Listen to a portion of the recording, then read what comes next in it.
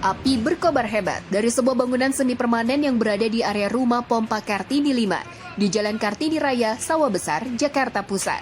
Kencangnya tiupan angin serta kondisi bangunan yang terbuat dari kayu dan triplek membuat api dengan cepat melahap habis bangunan tersebut. Besarnya kobaran api membuat para petugas sumber daya air yang tengah beristirahat di bangunan tersebut panik berhamburan keluar untuk menyelamatkan diri.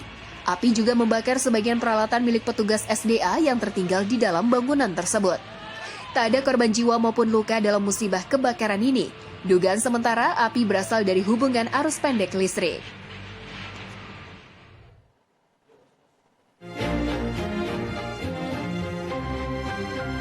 Assalamualaikum pemirsa, bagaimana kabar Anda hari ini? Semoga sehat dan baik-baik saja. Sebelum kita mulai aktivitas hari ini, kita update dulu yuk seputar informasi menarik agar pagi Anda lebih berisi. Bersama saya Erlang Purbaya, inilah Cakrawala selengkapnya.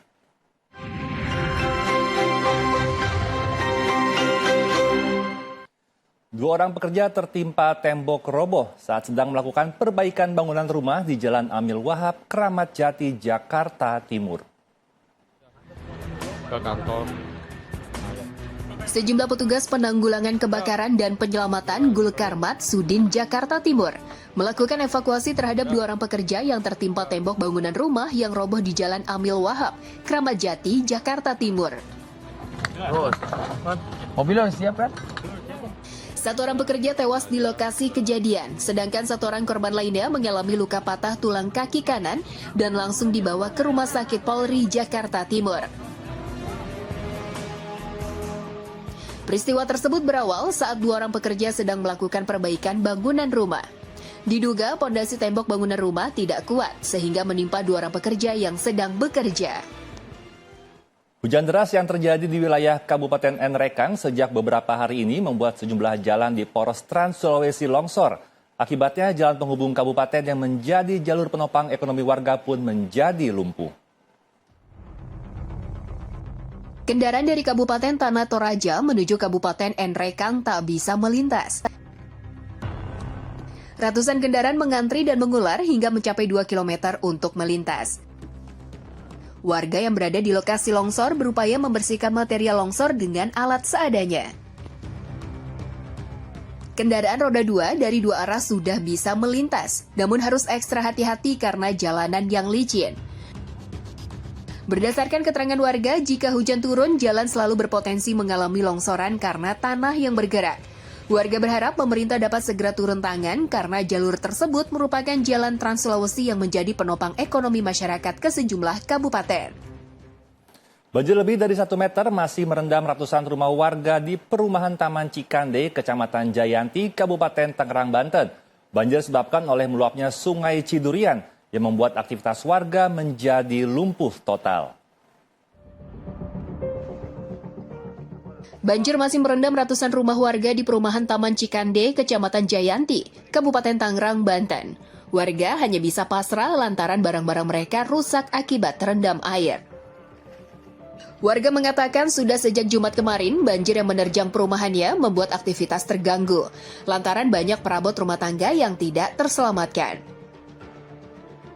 Sampai hari ini ketinggian air terus bertambah, dari mulai setengah meter hingga 1,5 meter. Sebanyak lebih dari 250 rumah yang terendam banjir dari total di 5 RT di Desa Cikande. Warga meminta tanggul ditinggikan dan juga berharap adanya normalisasi Sungai Cidurian yang mengalami pendangkalan agar banjir tidak kembali merendam permukiman. Pasca gempa bumi 6,2 magnitudo yang mengguncang Garut, Jawa Barat berdampak besar ke pemukiman warga. Data sementara menyebutkan 27 rumah rusak dan korban luka sebanyak 6 orang.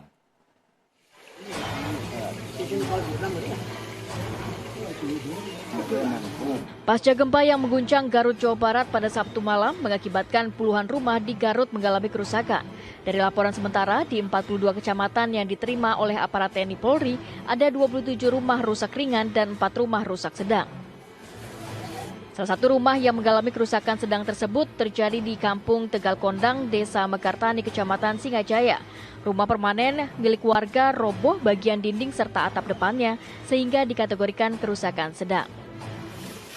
Data 27 rumah rusak ringan itu merupakan data sementara sehingga jumlah kerusakan bisa saja bertambah. Selain jumlah rumah rusak yang bertambah, jumlah korban luka pun bertambah menjadi 6 orang. Untuk sampai dengan hari ini, jumlah kerusakan yang terjadi itu kami mendapatkan informasi ada 27 rumah yang rusak ringan, kemudian ada 4 yang rusak sedang. Sedangkan untuk jumlah korban sendiri ada 6 yang mengalami luka ringan semuanya. Rata-rata untuk korban berada di wilayah Pamembek, kemudian Singajaya dan juga Ciklet. Yang dapat kami sampaikan. Tidak ada laporan korban jiwa dan? Untuk korban jiwa sendiri yang meninggal sampai dengan hari ini nihil. Gempa berkekuatan 6,2 magnitudo mengguncang Garut pada Sabtu malam. Banyak warga yang panik berhamburan keluar rumah sehingga membuat mereka khawatir akan terjadi gempa susulan. Petugas gabungan TNI Polri dan Badan Penanggulangan Bencana Daerah Garut tengah melakukan asesmen lanjutan untuk mengetahui dampak dari gempa. Ada 6 korban luka akibat gempa 6,2 magnitudo di Garut, Jawa Barat Sabtu malam lalu. Hingga kini seluruh korban masih menjalani perawatan di puskesmas dan klinik terdekat.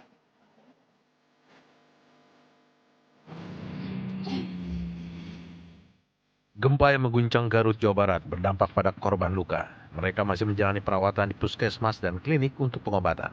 Salah satu korban gempa yaitu Amin, seorang nenek tua asal kampung Tarikolot, Desa Mekartani, Kecamatan Singajaya.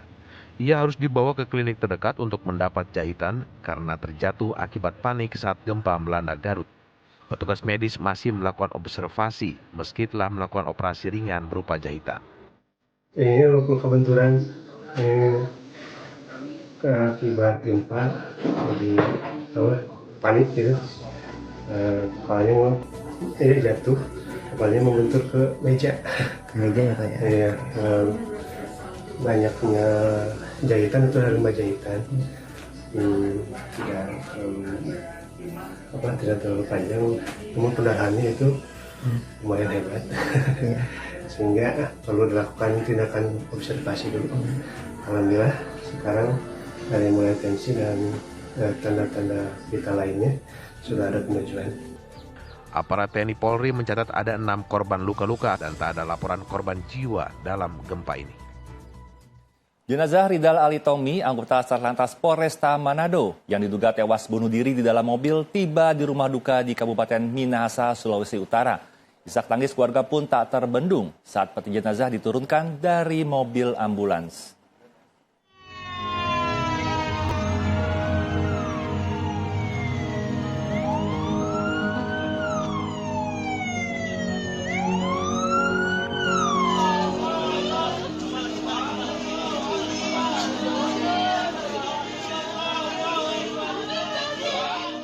Jenazah anggota Satlantas Polresta Manado Ridal Ali Tommy yang tewas diduga bunuh diri di Mampang Perapatan, Jakarta Selatan tiba di rumah duka di perumahan Kalase Indah, Kecamatan Mandolang, Kabupaten Minahasa, Sulawesi Utara, Minggu pagi tadi.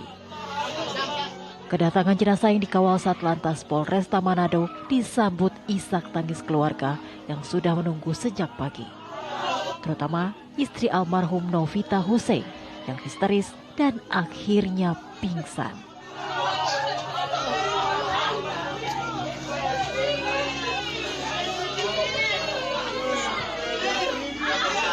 Suasana haru tampak menyelimuti seluruh keluarga, pelayat, bahkan rekan-rekan kerja almarhum.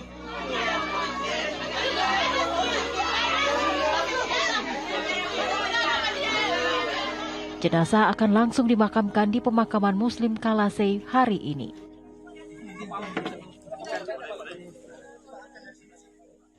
Sebelumnya, Brigadir Ridal Ali Tommy ditemukan tewas dengan luka tembak di kepala dalam sebuah mobil yang berada di dalam rumah di kawasan Mampang Perapatan, Jakarta Selatan pada Kamis lalu. Dari informasi yang diperoleh, Brigadir Ridal Ali Tommy sejak tahun 2022 lalu tugas di Jakarta untuk mengawal seorang pengusaha. Almarhum Brigadir Ridal Ali Tommy meninggalkan seorang istri dan 3 orang anak. Kasus ini masih dalam penyelidikan polisi. 4 artis girl band Korea pemeran program reality show yang sempat ditahan karena melakukan syuting di Bali tanpa izin, kini telah dipulangkan ke negara asal. Artis dan sejumlah kru program berkebangsaan Korea diketahui melanggar aturan keimigrasian karena bekerja membuat film dengan menggunakan visa turis.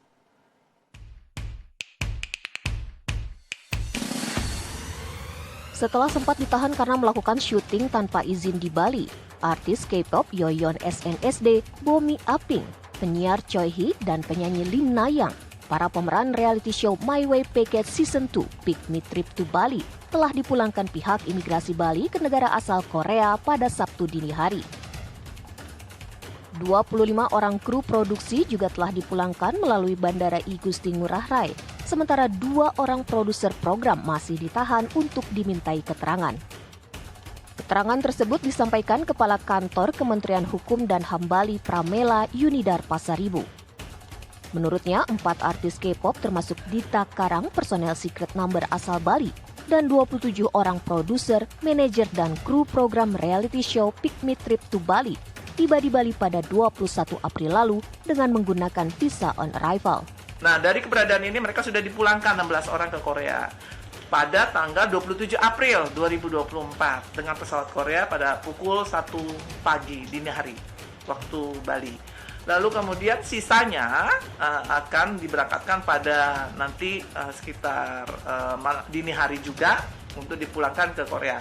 Namun dari sejumlah 31 ini, 2 orang yang masih dalam proses pemeriksaan. Karena 2 orang ini mengakui benar bahwa mereka telah salah untuk melakukan kegiatan tidak sesuai dengan peruntukannya.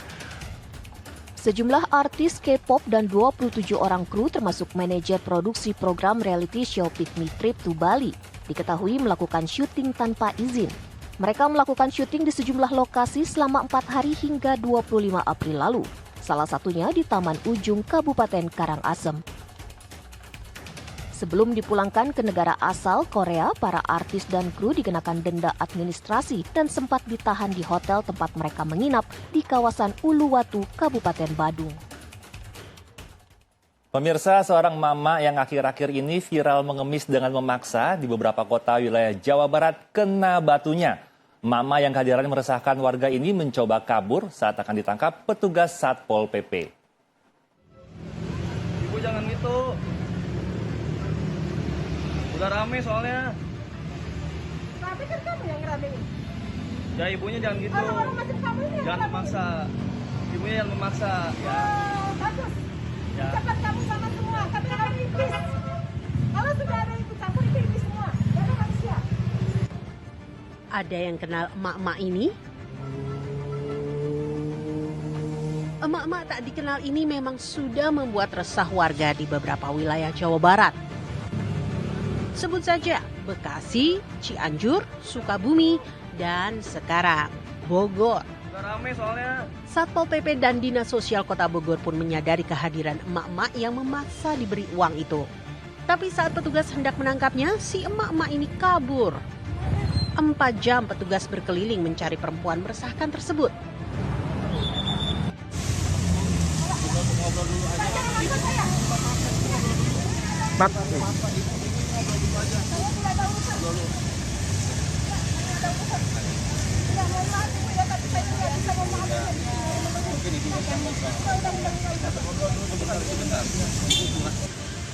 Saat ditemukan, tentu saja perempuan yang mengaku asal Palembang, Sumatera Selatan ini tak mau ditangkap. Petugas kemudian berhasil membujuk wanita itu dan menginterogasinya. Menurut perempuan yang mengaku berusia 56 tahun itu, ia diberi ongkos oleh petugas kelurahan di Sukabumi untuk ke Bogor. Tapi setibanya di Bogor, ia malah berulah lagi. Asesmen sementara, ibu ini punya masalah pribadi yang ibunya ceritakan kepada kami ya, kepada teman-teman dinas sosial tadi setelah ngobrol mungkin dari hati ke hati ya. Ibunya punya masalah pribadi sekitar 14 tahun yang lalu. Mungkin masalah keluarga, kalau saya tanya masalahnya berat atau enggak Bu? Sangat berat informasi dari ibunya. Mungkin masalah intern dari keluarga ibu itu sendiri gitu.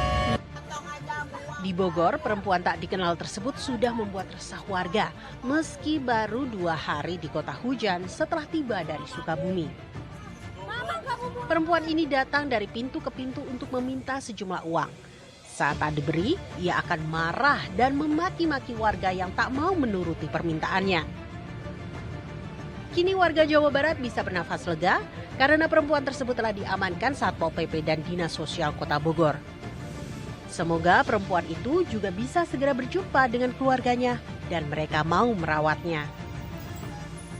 Seorang juru parkir hotel dan tempat hiburan di Banyumas, Jawa Tengah tewas ditembak pengunjung setelah sebelumnya terlibat cekcok. Insiden ini terekam CCTV. Beberapa jam setelah kejadian, polisi langsung meringkus pelaku. Inilah rekaman CCTV saat insiden penembakan terjadi di area parkir Hotel Braga, Jalan Suparjo, Rustami, Sokaraja, Kabupaten Banyumas. Sebelum kejadian, korban juru parkir bernama Fajar Subekti dan beberapa rekannya sempat cekcok dengan pengunjung karena tidak bisa menunjukkan tiket parkir. Cekcok yang melibatkan sejumlah orang ini berakhir dengan letusan senjata milik si pengunjung. Terlihat dalam kamera pengawas, korban terkena tembakan di bagian dada dan lari menjauh. Ya, kalau tuntutan sendiri kita akan tetap kawal kasus ini sampai benar-benar tuntas. Bahwasanya kondisi seperti ini kami tidak pernah inginkan dan kami tidak berharap ada kejadian seperti ini.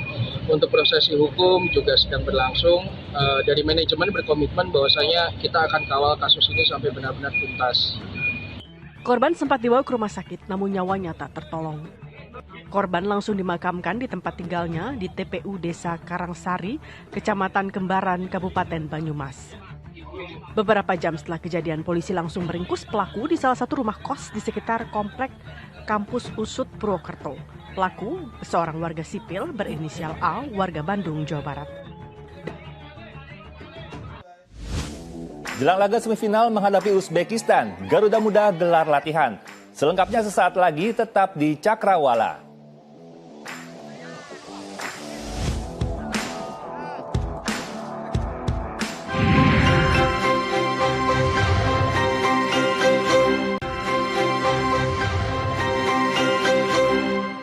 Terima kasih Anda masih menyaksikan Cakrawala bersama saya Erlang Purbaya.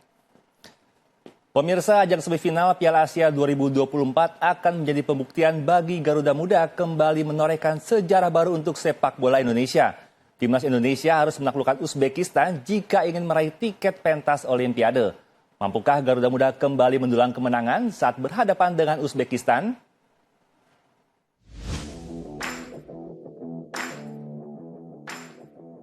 Garuda Muda siap terbang lebih tinggi saat menantang timnas Uzbekistan di babak semifinal Piala Asia 2024. Keuletan dan ketangguhan timnas Indonesia akan diuji dengan melawan tim yang belum pernah satu kali pun kebobolan di ajang Piala Asia 2024 ini.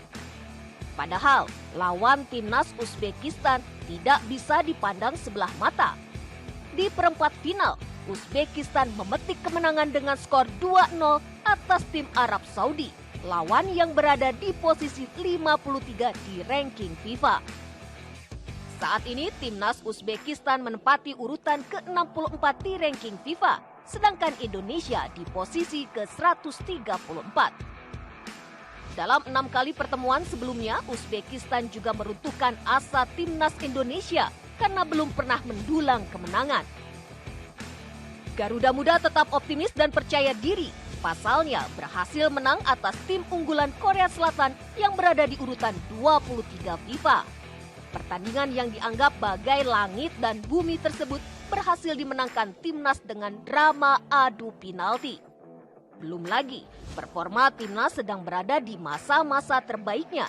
Di bawah asuhan pelatih Shin Tae-yong, timnas ingin mengukir sejarah baru mengejar pentas Olimpiade untuk yang pertama kalinya sejak tahun 1956. Jika Korea Selatan saja bisa ditaklukkan, bukan tidak mungkin Garuda bisa melibas timnas Uzbekistan. Laga antara Indonesia versus Uzbekistan yang bakal digelar di Abdullah bin Khalifa Doha pada Senin esok akan menjadi catatan sejarah tersendiri bagi sepak bola Indonesia. Lantas, seperti apa peta kekuatan Garuda Muda versus Uzbekistan di pertandingan mendatang? Jelang laga semifinal menghadapi Uzbekistan, Garuda Muda gelar latihan fisik dan taktik para pemain. Meski harus bermain tanpa Rafael Struijk akibat akumulasi kartu, Shin Tae-yong berharap anak asuhnya dapat bermain dengan maksimal. Berita ini sekaligus menutup perjumpaan kita pagi ini. Saya Rang Purbaya pamit undur diri. Tetap semangat, sampai jumpa dan wassalamualaikum.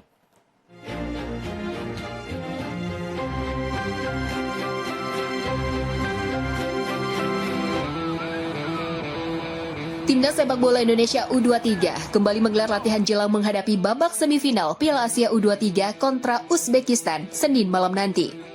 Latihan yang diawasi langsung pelatih kepala Sinteyong berfokus mengembalikan kondisi fisik Witan Sulaiman dan kawan-kawan usai laga yang sangat melelahkan menghadapi Korea Selatan Jumat dini hari lalu.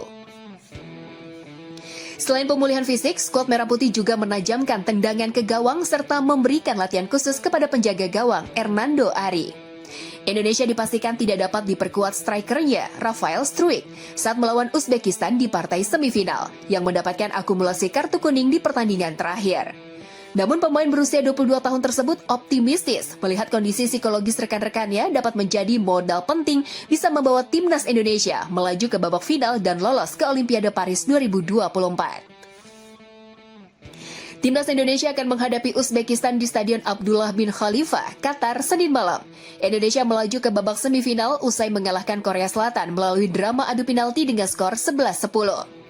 Sementara Uzbekistan melaju ke babak semifinal setelah mengalahkan Arab Saudi dengan skor 2-0 di perempat final. Uzbekistan menjadi lawan yang tangguh bagi Indonesia dengan mencatatkan rekor tidak pernah kalah dan belum pernah kebobolan sepanjang turnamen Piala Asia 2024.